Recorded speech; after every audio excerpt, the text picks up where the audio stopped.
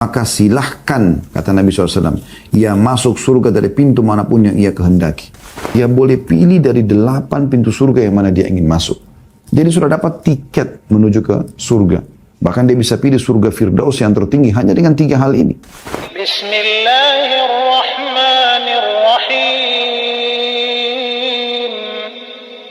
Kata penulis, Allah memuji wanita salihah yang rela atas kedudukannya sebagai wanita yang telah ditetapkannya. N-nya besar maksudnya Allah. Ini dulu paragraf kita bahas gitu. Nah, kata beliau sekali lagi, Allah memuji wanita salihah. Siapa mereka wanita salihah? Yang rela atas kedudukannya sebagai wanita yang telah ditetapkannya. Kenapa dibahas ini teman-teman sekalian di awal pembukaan istri salihah? Karena kebanyakan orang wanita tidak mau menjadi salihah atau bahkan terlepas dari dia predikat salihah yang sebenarnya itu adalah tiket menuju ke surga. Ya, karena dengan salihah dia akan masuk ke surga dengan izin Allah SWT. Karena salihah artinya yang patuh kepada perintah Allah, menjalankan yang diperintahkan, yang wajib ataupun sunnah, menikmati yang halal dan meninggalkan yang haram juga makruh. Itu baru diistilahkan dengan laki-laki saleh, perempuan salihah, gitu kan. Maka di sini kunci kata beliau wanita salihah supaya mudah mengerjakan semua perintah, meninggalkan semua larangan. Dia menerima fitrahnya Allah jadikan sebagai wanita. Kayak misalnya apa fitrah wanita itu? Dia lemah lembut, ya, dan dia tidak boleh menyerupai laki-laki. Dia hamil, dia ada proses haid, mens setiap bulan. Itu tidak jadi pada laki-laki. Kemudian dia menerima pada saat dia menikah, kemudian dia hamil dan dia mengandung bayi melalui prosesnya 9 bulan, kemudian juga melahirkan dengan proses yang ya, kadang-kadang melalui kesulitan. Kemudian juga pada saat sudah ada anak, mungkin dia begadang, dia harus susuin, dia harus urus anaknya, belum tanggung jawab melayani suaminya, belum tanggung jawab merawat rumah yang merupakan amanah ya, dari suaminya. Semua ini ya, fitrah dia sebenarnya. Nah, banyak orang tidak mau menerima ini. Mereka memaksakan diri, ya, yang diistilahkan sekarang dengan wanita karir, gitu kan. Bukan tidak boleh wanita berkarir, boleh. Ya, tetapi jangan sampai karir duniawi ini membuat Anda, wahai muslimah, wahai saudariku, ya, yang kami hormati, jangan sampai membuat ya, kewajiban yang nanti akan diminta pertanggungjawaban oleh Allah Subhanahu Wa Taala di hari kiamat itu Anda bengkalikan. Berapa banyak muslimah sibuk mengejar prestasinya, bangga dengan baju dinas kantornya, bangga dengan mobil dinasnya, bangga dengan bertumpuk atau setumpuk pekerjaan kantor yang dia harus kerjakan. Dia harus bangun pagi-pagi, dia harus siap-siap, lalu kemudian dia harus pergi ke tempat kerja, meninggalkan suami, meninggalkan anak-anak, bahkan kadang-kadang suami masih di rumah, masih istirahat. Kemudian dia menganggap lebih penting bekerja daripada mengurus hal yang telah Allah wajibkan. Apa itu? Mengurus suami dan mengurus anak. Itu fitrah. Itu sesuatu yang alami, yang Allah akan minta pertanggungjawabannya. Artinya gini, wahai saudariku muslimah, dengan mengerjakan itu saja, sudah cukup untuk memberikan kebahagiaan dunia dan juga kebahagiaan akhirat. Dan tugasnya tidak banyak. Suami datang, layani. Makannya, biologisnya, dan depannya, bermanja-manja dengannya. Tidak ada sesuatu yang berat. Masak makanan yang dia suka, atau kalau tidak beli jadi pun tidak ada masalah. Anda kerepotan, ada kelebihan rezeki, Anda bisa pakai tenaga pembantu rumah tangga. Nggak ada sesuatu yang berat sebenarnya. Dan masuk dalam sabda Nabi SAW, wanita manapun yang menjaga 5 waktu sholatnya, dari sebutin sholat sunnah, berpuasa Ramadan yang disebutin puasa sunnah, dan melayani suaminya dengan baik, mentaati suaminya dengan ya benar, pada hal-hal yang dibolehkan dalam agama yang ma'ruf. Kecuali pada saat dia meninggal, dia boleh pilih dari 8 pintu surga yang mana dia ingin masuk. Jadi sudah dapat tiket menuju ke surga. Bahkan dia bisa pilih surga Firdaus yang tertinggi hanya dengan 3 hal ini. Menjaga 5 waktu sholat, ya, berpuasa Ramadan, dan juga suami. Berapa banyak muslimah bengkalikan suaminya. Nggak penting gitu. Suaminya mau sarapan atau nggak sarapan, ya. Suaminya itu pakai baju yang dia memang suka untuk dia bekerja, bersih atau tidak, sudah cuci atau tidak, sudah disetrika atau belum. Ini nggak penting bagi dia, karena dia pikir, oh penting, maaf ya sayang, saya harus buru-buru jalan karena saya harus kerja, lalu pergi. Bawa mobil sendiri atau pakai supir, hilang. Dan ini sifatnya hanya tambahan. Pekerjaan ini bukan sebuah kewajiban bagi ibu. Lalu kenapa Anda bengkalikan kewajiban itu? Belum lagi lembur pekerjaan, karena ada penawaran bonus dari kantor, maka diterima sama dia. Tinggal WA suaminya, maaf ya saya telat datang jam 9. Pulang, sudah ngantuk, tidur. Suami akhirnya menjadi seperti posisi istri yang menunggu istrinya datang, itu pun capek. Dan akhirnya suami yang melayani, makan dulu, ini dulu, itu dulu. Ini jadi aneh, terbalik. Ya, komponen-komponen rumah tangga yang tersusun rapi itu bisa jadi kacau semuanya. Ya. Yang tadinya harus di atas jadi di bawah harus di atas, di kanan harus di kiri. Jadi kacau karena masalah ini saja gitu. Mereka mau keluar dari fitrahnya. Jadi ini hal yang harus disorotin baik-baik sehingga Anda mendapatkan predikat wanita salihah. Ya. Ini contoh. Begitu juga dengan anak. Jadi saking padatnya jadwalnya sampai anak selalu yang urus pembantunya. Lalu dia berharap anak itu berprestasi.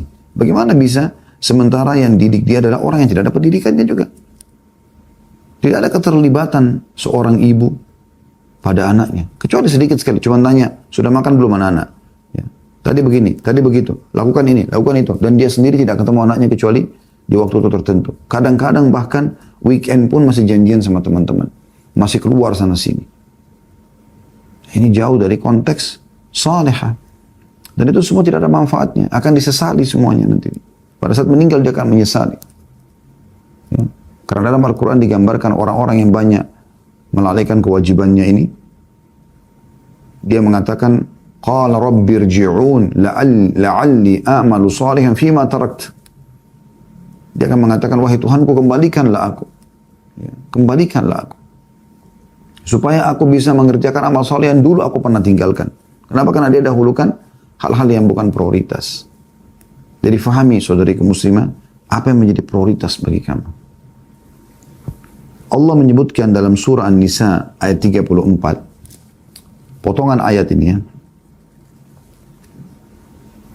A'udzu billahi minasyaitonir rajim. Fas-salihatu qanitatun hafizatun lil ghaibi bima hafizallah.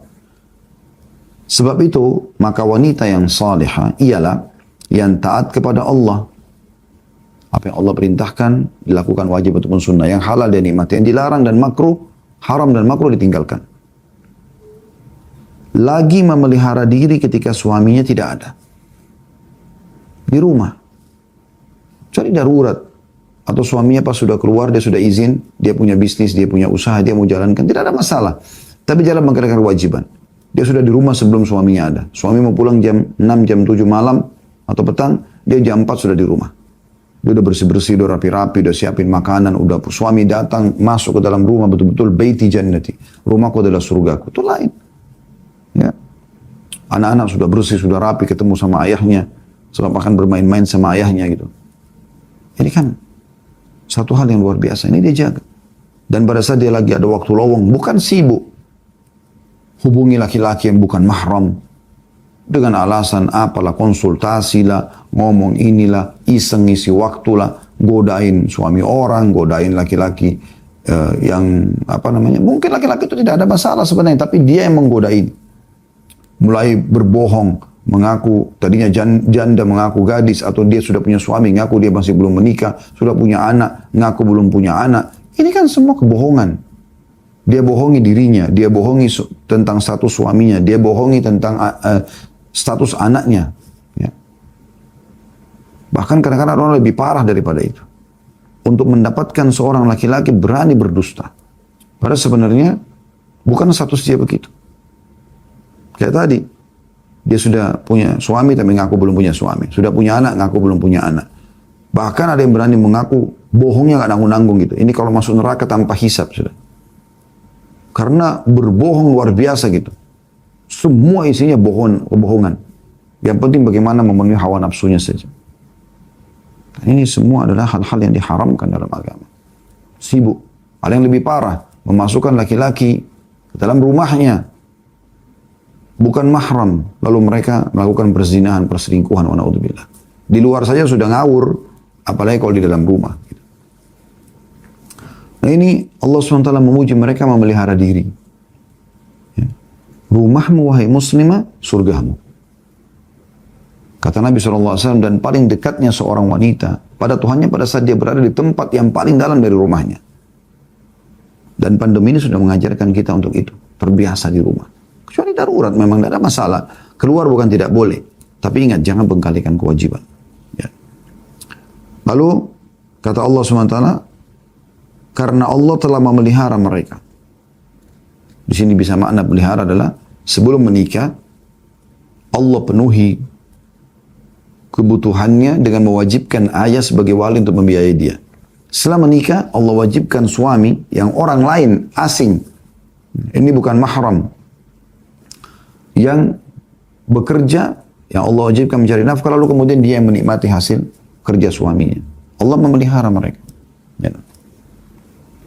Ibnu Katsir rahimahullah berkata, kata as-salihah, yakni para wanita yang salihah.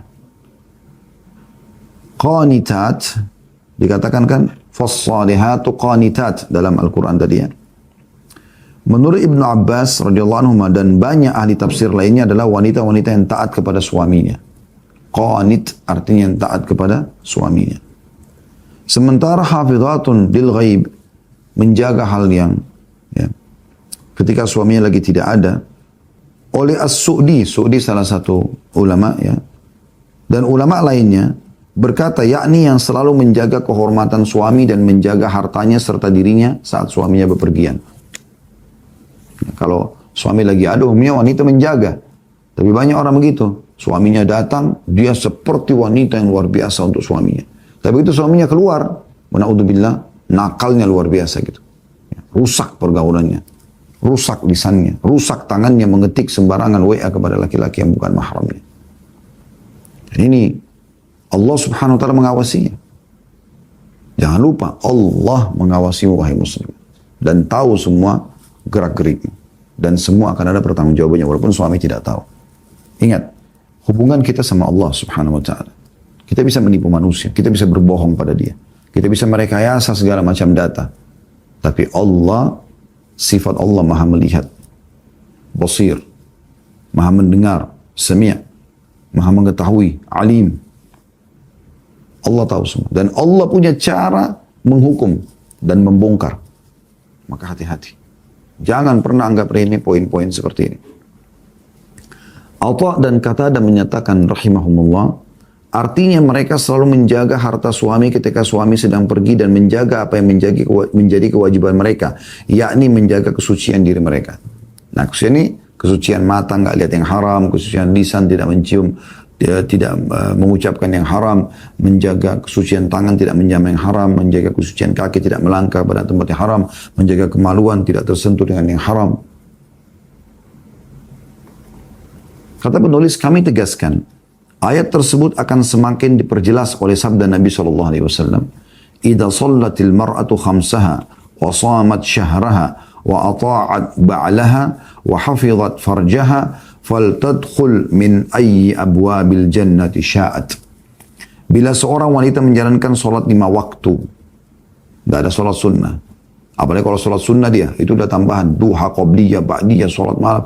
Itu udah ekstra luar biasa. Sholat 5 waktu saja. Dan hadis seperti ini tidak ada pada laki-laki. Ya.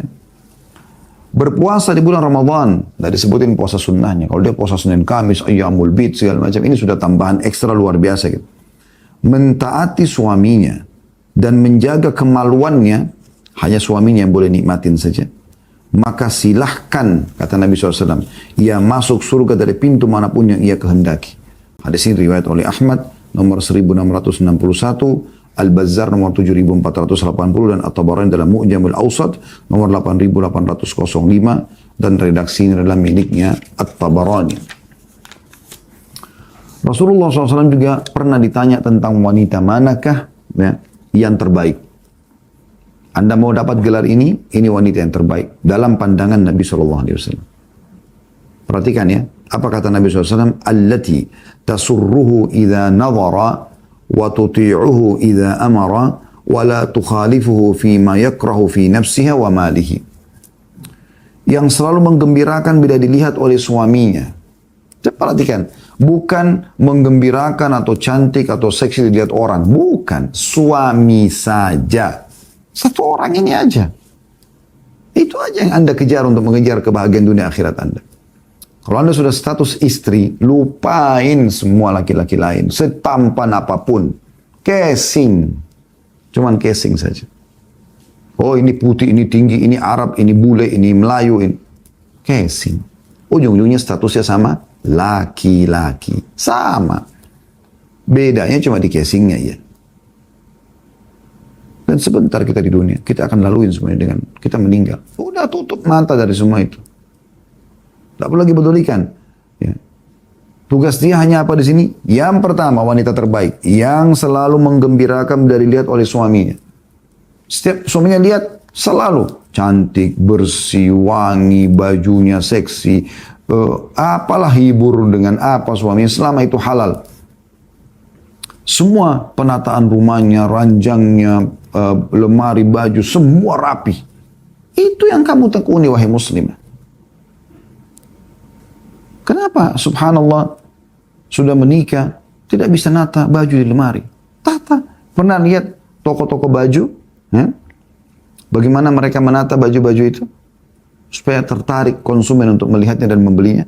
Digantung di hanger dengan rapi. Lipatannya begitu rapi. Disusun di rak. Melihatnya aja bagus. Kenapa nggak dilakukan ini?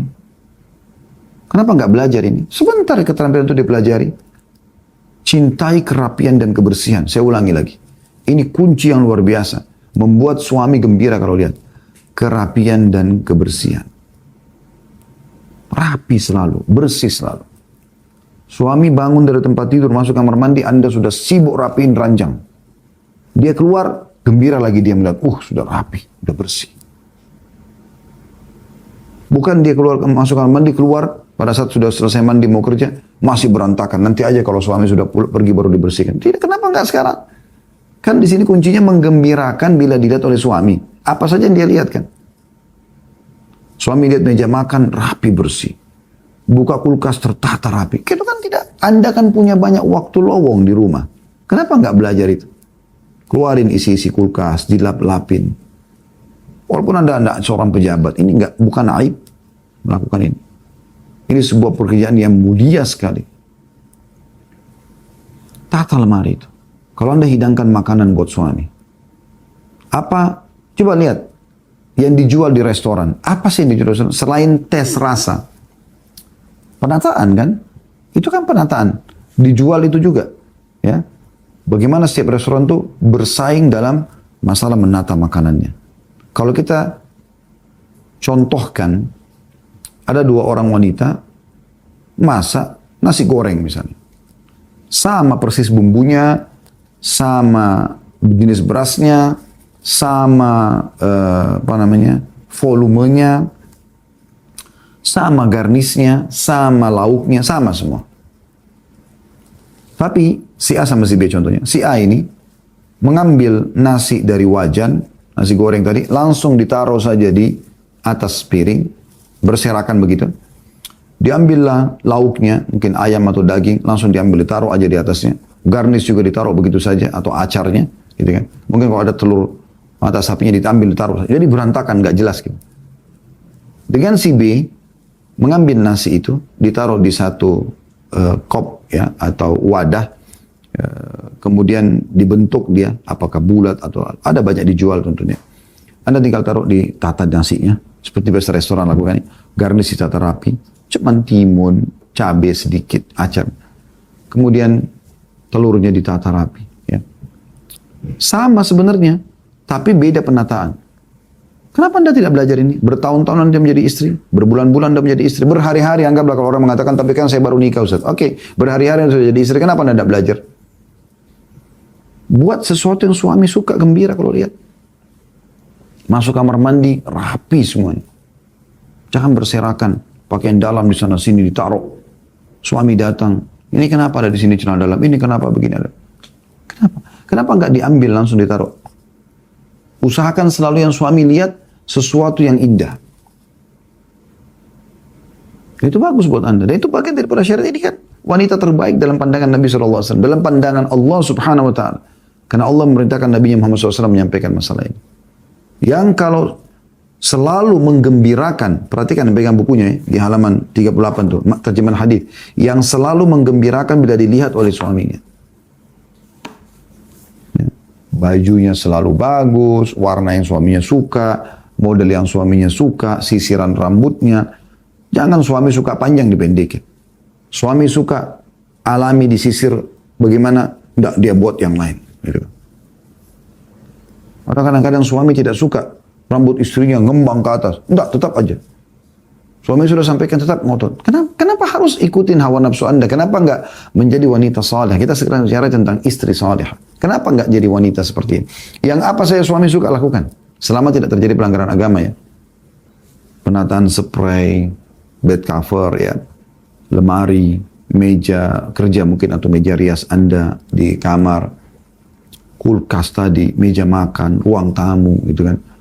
Teras depan, sepatu dan sendal ditata dengan rapi, taman rapi, semuanya rapi dari depan sampai ke belakang. Itu semua amanah Allah. Harta suami maksudnya rumahnya itu. Perjengkalnya rumah itu akan jadi tanggung jawab Anda depan Allah SWT pada hari kiamat. Buat suami pada saat keluar rumah rindu ingin kembali. Karena masakannya yang enak, senyumnya yang ramah, layanan biologisnya yang memuaskan, dan seterusnya.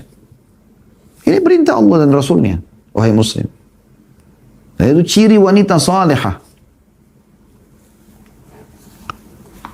Ciri yang kedua dalam hadis ini dikatakan, dan selalu menaati bila diperintahkan oleh suaminya. Apa saya suami bilang? Iya. Tidak ada kata tidak. Selama itu bukan haram. Terus dia berusaha. Terus dia bagaimana caranya memuaskan suaminya. Pengen makan apa? Pengen ini. Terus dia berusaha masak. Dia berusaha cari restoran yang terbaik kalau dia belum bisa untuk dia beli. Dia coba. Selalu mentaati. Suaminya suruh temani kemana, jalan. Suaminya suruh kemana, jalan. Selama bukan pelanggaran agama. Jangan bilang, malas nanti aja. Tidak usah. Ada para ummahat menanyakan di pengajian begitu. Dia bilang, saat suami saya ini sering kali kalau tengah malam tiba-tiba lapar dan dia bangunin saya untuk minta makanan gitu. Tapi saya ngantuk Ustaz. Maka saya kadang-kadang tidak layani, saya biarkan saja gitu. Masa tengah malam minta makan sih? Subhanallah. Saya melihat ini justru Allah subhanahu wa ta'ala menggerakkan suami Anda sehingga memang terjadi hal itu. Dengan hikmah Allah kan takdir Allah begitu. Saya kasih contoh kasus lain supaya Anda lebih mudah memahami ini. Pada saat Sumayyah radhiyallahu anha disiksa oleh Abu Jahal, atasannya dia ya, disiksa oleh Abu Jahal. Maka Sumayyah kesakitan, tapi sambil dia, ya udah dia, kalau kita bahasakan sebenarnya dia enjoy ya. Enjoy siksaan itu. Dia kayak disiksa iya, sakitan ya, tapi kayak orang yang tidak mau tinggalkan agama Allah. Waktu Abu Jahal lagi siksa dia, lalu dia mengatakan, apa kau tidak merasa sakit dengan ini? Dia mengatakan, Allah lah yang telah membuat kalian melakukan ini untuk menguji iman kami. Lihat bagaimana orang beriman menilai itu. Jadi bisa saja memang Allah yang menggerakkan suami ibu untuk menguji ibu. Tengah malam minta makan. Kenapa tidak di-enjoy aja waktunya? Kenapa nggak oke baiklah, langsung cuci muka. Merasa ini peluang pahala yang besar. Nah gitu. Tunjukkan loyalitas gitu. Ke dapur, pengen makan apa sayang? Nasi goreng, mie goreng, apa ini? Oh. Irisin buah, buat tata rapi walaupun malam seperti orang yang mau makan siang, bahkan mengalahkan restoran bintang 5. Nah, itu kan luar biasa. Saya yakin suaminya akan betah di rumahnya itu. Saya sebagai laki-laki berbicara begitu.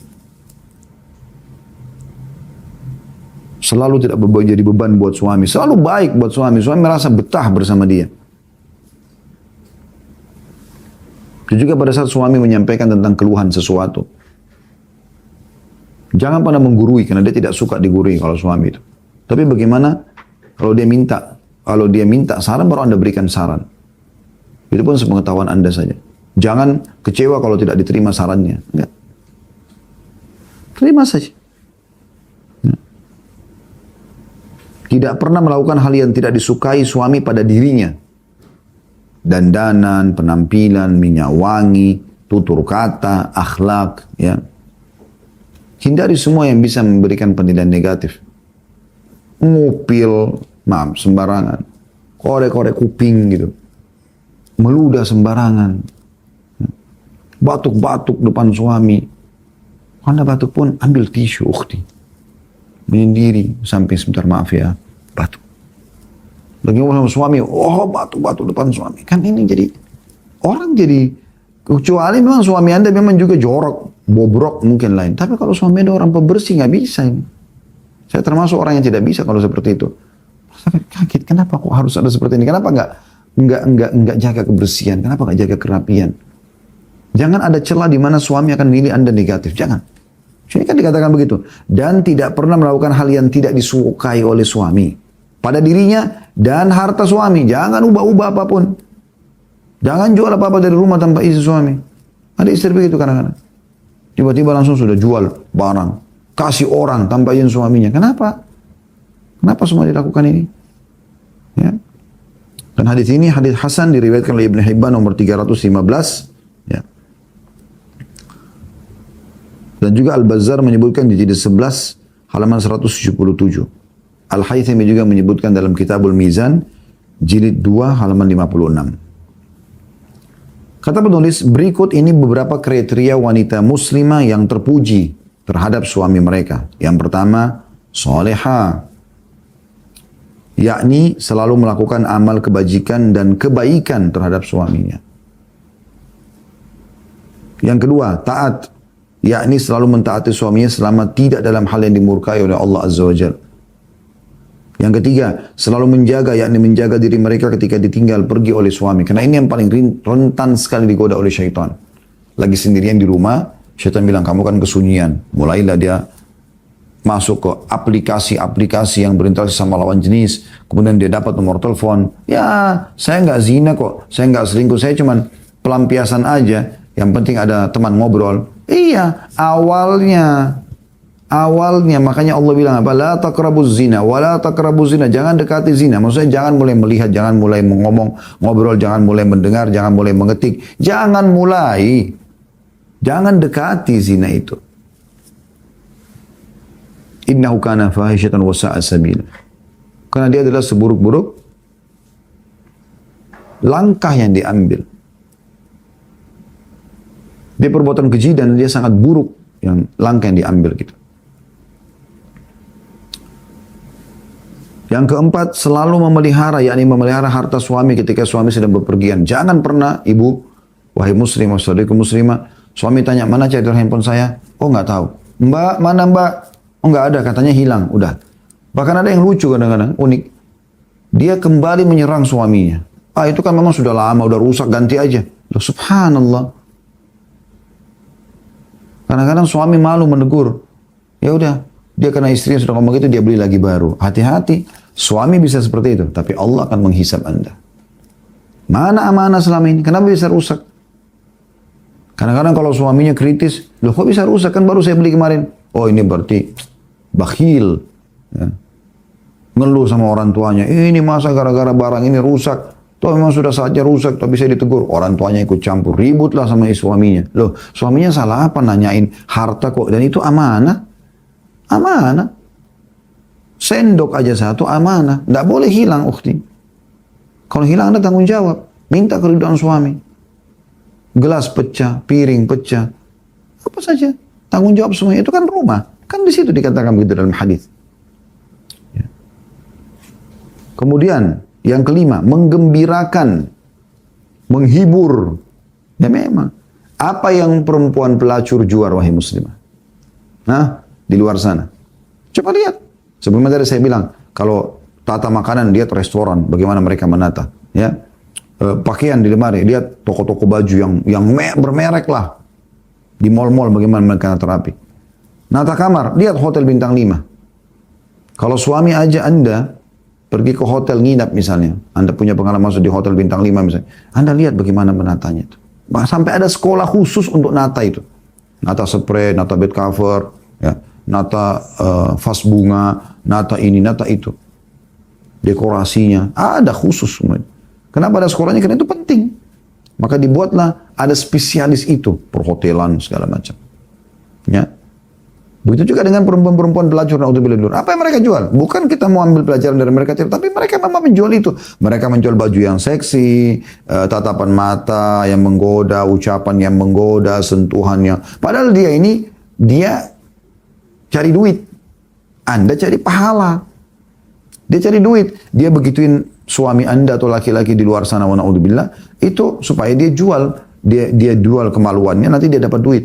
Maka itu bukan tulus dia lakukan. Anda bisa tulus lakukan itu. Pakai baju yang terbaik. Jangan baju itu terus setiap hari. Daster sudah 5 tahun itu terus yang dipakai. Suaminya mungkin tidak suka. Mungkin suaminya pernah singgung. Kok pakai daster itu terus? Oh, saya suka kok. Padahal sebenarnya bahasa suami, kok pakai daster itu terus? Itu sudah singgungan sebenarnya. Harus paham. Jangan bodoh-bodohin diri, nggak mau paham gitu. Oh, karena saya suka, kayaknya bagus. Bahkan kadang-kadang sudah sobek. Ini loh, kayaknya bagus nih. Ya, bukan masalah bagus tidak bagus. Suami suka atau tidak. Kalau Anda masa gadis dulu tidak terbiasa dengan baju yang seksi, sekarang suami berbeda. Berbeda sekali. Harus belajar.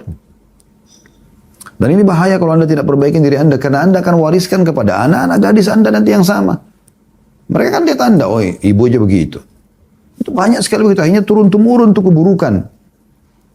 Tapi kalau Anda mulai merubah diri Anda akan bisa tanamkan kepada anak Anda lebih dini lagi, dia dari awal nikah sudah bisa menjadi istri yang salihah. Menggembirakan. Ya. Yakni kata beliau selalu memperlihatkan kepada suami hal-hal yang menggembirakan suami. Seperti wajah yang cerah, penampilan yang menarik, dan pandai pula menghibur. Bukan tugang, mukanya serius, kata-katanya kasar.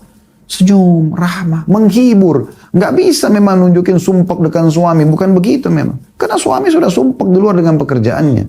Dengan panasnya matahari, dengan hujan. Kalau di wilayah-wilayah musim dingin, dengan saljunya, dengan segala macam. Udah saatnya sekarang dia pulang ke rumah, Anda hibur dia. Itu yang harus terjadi. Ini perkataan penulis ya, ini syekh. Dan ini penjelasan daripada hadis tadi. Bukan perkataan dari saya ini. Kata beliau, bila seorang muslimah demikian adanya, ia akan menerima kabar gembira datangnya kemenangan dan ampunan dari Allah Azza wa Jalla. Langsung Tuhan Allah turun tangan. Serta surganya. Ini tiket VIP. Diriwayatkan dengan sahih dari Nabi SAW, beliau bersabda, wa nisa'ukum min ahlil jannah al-wadudul waludul a'ud ala zawjiha allati idha ghadiba ja'at hatta tada'a yadaha fi yadi zawjiha wa taqul la adhuku gumdan hatta tarda. Hadis ini hasan diriwayatkan Nasa'i dan juga Tabarani. Terjemahannya, kaum wanita dari calon penghuni surga adalah, mau jadi penghuni surga? Kalau tidak mau, tidak apa-apa, Anda tidak usah dengarin. Kalau mau, dengarin baik-baik. Apa pesan Nabi SAW? Kaum wanita dari calon penghuni surga adalah, pertama, yang subur. Ya. Di sini maknanya subur adalah, dia kalau umumnya semua wanita subur. Yang mandul itu sekian persen. Dari 100% itu mungkin di bawah 10% yang mandul. Umumnya semua subur wanita. Karena dengan itu populasi manusia kan jadi ada. Yang sedang diuji oleh Allah SWT dengan mandul beda. Dia tetap bisa berdoa. Istri Nabi Ibrahim AS mandul, Sarah, tapi bisa hamil. Ya. Istri Nabi Zakaria, ya. Ibunya Nabi Yahya alaihissalam mandul. Tapi hamil, melahirkan bahkan di umur 90 tahun. Allah jadikan itu sebagai pelajaran bagi orang-orang beriman. Karena Nabi Zakaria tidak pernah berhenti berdoa. Nabi Ibrahim tidak pernah berhenti berdoa alaihissalam. Sehingga Allah jadikan istrinya bisa hamil. Tapi umumnya orang subur. Artinya di sini makna daripada potongan kalimat ini adalah dia mau melahirkan, dia mau hamil, mau melahirkan. Jangan batasi anak. Anak itu asetmu, wahai muslimah. Kata Nabi SAW, semua yang kalian kerjakan akan dicatat sebagai pahala. Dan anak kalian adalah hasil kerja kalian. Aset itu, apapun yang dikerjakan saya sekarang isi pengajian seperti ini, Anda dapatkan manfaatnya insya Allah. Orang tua saya panen di kuburan mereka pahalanya. Walaupun ibu saya meninggal, saya masih umur 4 tahun.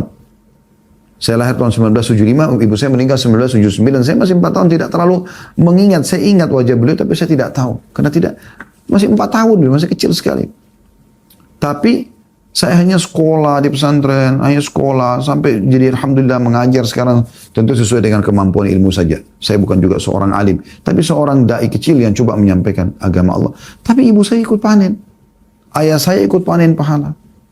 Karena saya juga dari sperma ayah saya. Saya juga dari dilahirkan oleh ibu saya gitu.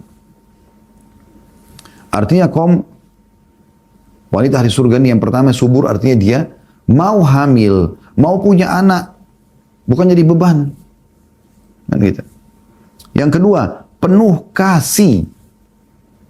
Ini sifat-sifatnya, bukan yang kasar, yang melotot, yang jagoan. Ini semua jauh sekali dari wanita salihah. Penuh kasih apa? Lembut sekali. Tutur katanya baik, selalu minta maaf, selalu mengalah. Itu penuh kasih namanya. Suaminya duluan. Yang ketiga, taat kepada suaminya. Apa saja yang suaminya suruh selama bukan haram, dipatuhi. Terutama kalau suaminya minta silaturahim keluarga, bertemu dengan orang tuanya, itu bakti pada orang tua. Anda panen juga pahalanya. Bahkan kalau Anda ingatkan, udah lama nih kita nggak ke rumahnya ibu, ke rumahnya ayah, yuk kita silaturahim yuk. Yang keempat, jika suaminya marah, ia akan datang dengan memegang tangan sang suami. Bukan tambam, bukan buang muka, ngambek, pindah kamar sebelah, minta cerai, bungkus barang di koper. Apa semua ini? Akhlak dari mana ini? Kebanyakan sinetron, kebanyakan film-film yang merusak tatanan syariat Islam. Ini yang ajaran Nabi SAW ini. Kalau suami marah, justru datang. Kamu yang datang, wahai muslimah. Pegang tangan suamimu. Lalu katakan pada dia, aku tidak akan memejamkan mata malam ini sebelum redah kemarahanmu. Atau sebelum kamu ridho kepadaku. Itu wanita ahli surga. Ya. Kata Nabi SAW, saya ulangi wahai muslimah, renungi baik-baik. Anda yang meluangkan waktu untuk nonton acara ini, Anda bukan hanya sekedar testimoni, saya harap itu. Bukan hanya sekedar mengetes, bagus nggak sih ceramah Ustadz ini, atau sekedar seremoni, meramaikan majelis saja, ya, atau mengisi waktu, bukan. Anda sedang mendengarkan Qala Allah, Qala Rasul. Allah berfirman, Rasulullah SAW bersabda, ini bagian daripada keselamatan wahai muslim. Maslahat utamanya kembali kepada dirimu. Perhatikan baik-baik. Kata Nabi SAW, wa nisa'ukum min ahlil jannah. Dan wanita kalian yang termasuk penghuni surga. Al-wadud, yang subur. Al-walud, maaf, al-wadud yang penuh kasih sayang sebenarnya. Al-walud yang subur. Al-a'ud, al-a'ud, ya, ala zawjiha, dan taat pada suaminya. Allati idza ghadiba ja'at hatta tada' yadaha fi yadi zawjiha. Yang kalau suaminya marah, maka dia akan datang meletakkan tangannya di tangan suaminya dengan lembut sambil mengatakan, la adzuku gumdhan hatta tarda. Aku tidak akan pejamkan mata sampai kau memaafkan, sampai kau ridho, sampai reda kemarahanmu. Perhatikan kata penulis di sini. Penuh kasih sayang. Ini paragraf terakhir di halaman 40 ya. Penuh kasih sayang artinya selalu mengasihi sang suami. Mengalah, selalu elus-elus suaminya, manjain suaminya. Betul-betul suami itu seperti di alam yang berbeda dari luar rumah. Di luar rumah kan ini suara yang keras, bising, tagihan utang, apalah pekerjaan luar biasa, rumit. Dia harus berada di suasana yang berbeda. Dia rileks sekali di rumah. Buat dia nyaman betul. Ya. Kemudian subur, artinya kata beliau, banyak anaknya. Bukan ikuti program KB 2 anak cukup. Ya. Mengatur jarak anak boleh. Membatasi anak nggak boleh. Anda bisa baca fatwa para ulama. Mengatur jarak misalnya per 2 tahun sekali melahirkan. Mungkin. Ya. Dengan memberikan hak anak menyusui ya. 3 tahun. Dia punya anak lagi. Ya. Anak itu aset sebagaimana saya bilang tadi. Jangan merasa terbebani dengan anak itu. Anak itu aset. Apapun yang dia kerjakan, Anda akan panen pahalanya. Dan mereka diwajibkan untuk bakti kepada Anda, terutama Anda sebagai ibu. Dalam pelayanan kata Nabi SAW pada saat seorang sahabat bertanya, siapa orang yang paling layak aku layani? Di antara kedua orang tuaku, kata Nabi SAW, ibumu. Siapa lagi Rasulullah? Ibumu. Siapa lagi Rasulullah? Ibumu. Siapa lagi Rasulullah? Yang keempat kali baru ayahmu. Pelayanannya. Dahulukan ibu. Anda dapat itu. Orang yang secara syariat wajib melayani Anda. Orang lain itu tidak ada kewajiban. Anda di sini, anak ini jadi wajib. Dari mulai dia kecil sampai dia nanti dewasa, bakti. Kemudian taat artinya terbiasa untuk memberikan yang terbaik kepada suami atau mematuhi. Sementara arti ungkapan aku tidak akan memejamkan mata malam ini, yakni ucapan kepada suami bahwa ia tidak akan tidur sebelum si suami reda kemarahannya. Berapa banyak istri tidak mau peduli, tinggal suaminya tidur. Berarti suaminya lagi ngambek di ruang tamu tuh. Ya ukhti muslimah, kalau kau meninggal pada saat itu Allah akan murka. Dalam sebuah hadis yang lain kata Nabi SAW, ya, istri yang membuat suaminya murka, maka yang di langit Allah murka padanya sampai dia membuat suaminya ridho. Hati-hati. Ada hadis yang lain tentang masalah laknat. Dilaknat sampai suaminya, diangkat berkah hidupnya, sampai suaminya ridho. Walaupun rumah Anda mewah, Anda pergi ke kamar sebelah, Anda pergi menginap di rumah keluarga, kembali ke orang tua, Anda pergi ke hotel bintang 5, tidak ada ketentraman jiwa. Percaya lisan saya. Yang tentram adalah Anda kembali ke ranjang suami Anda, pegang tangannya baik-baik, elus dia, maafin saya betul-betul merasa bersalah gitu. Bahkan ada riwayat lain walaupun suaminya sedang salah. Karena sifat laki-laki itu, dia telah diciptakan oleh Allah untuk alam luar. Nah, dia punya sifat defense, pertahanan yang sangat kuat. Jadi kalau Anda serang dia, maka dia keluar ada pertahanannya. Walaupun dia salah, dia mengatakan tidak. Bahkan kadang-kadang sering terjadi kebohongan, wa na'udzubillah. Karena gunakan ini teori wahyu ini lemah lembut, maka suami akan merasa oh istri saya ini malah mengaku salah padahal dia tidak salah. Enggak, saya yang salah. Dia akan gentle seperti itu. Coba praktekin. Al-Manawi rahimahullah menandaskan kata beliau, wanita manapun yang memiliki semua karakter tersebut, maka ia pun memenuhi kriteria sebagai penghuni surga, dan surga target utama orang-orang beriman, ya. Namun amatlah sedikit wanita yang memenuhi semua karakter tersebut. Maka wanita yang taat beragama hendaknya bertekad untuk memiliki semua sifat tersebut hingga ia bisa masuk ke dalam surga. Mudah tiket VIP-nya, asal mau saja. Dan keputusan ada di tangan Anda, wahai muslim.